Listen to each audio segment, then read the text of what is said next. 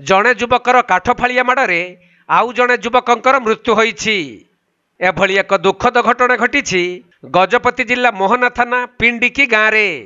आउ मृत युवक जनक हेउछंती पिंडिकी गाँवर भक्तबंधु नायक। से आज सकाळ प्राय 9:30 समय निज दुकान बारंडारे बसी मोबाइल देखुवा बेले सही ग्रामर नीलांचल साहू नामक जड़े युवक सेठाकु आसी अतर्कित भाव में भक्तबंधु को एक काठफाड़िया आक्रमण करथिले। तेणु अति गुरुतर अवस्था भक्तबंधु को मोहना मेडिकल रे भर्ती करा जायथिला।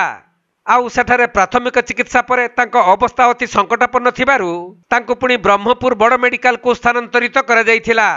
हेले सेठारे कार्यरत डाक्तर भक्तबंधु को मृत घोषणा करिसंती। सेपटे काठफाड़िया आक्रमण करिथिबा युवक नीलांचल को मोहना पुलिस अटक रखी अधिक तदंत करुथबा जणा पड़िछि। नीलांचल साहू मोर पुक बाड़े दीछि। काहे रे बाड़ेला?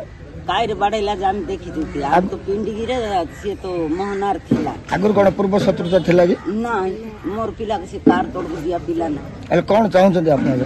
हमरो खेती पूर्ण दब मोर पिला तो मला के से थिल कि मत पोही दियो मो पाई पोही दियो कि मोर पो तो गला से मोर पोही दियो कि ताको मध्य सिंधिया मो पिला दिन मोर से फांसी ऑर्डर कर थाना रे लिखित अभियोग दैछन ना? देथिए पूरा काहे कि मो तो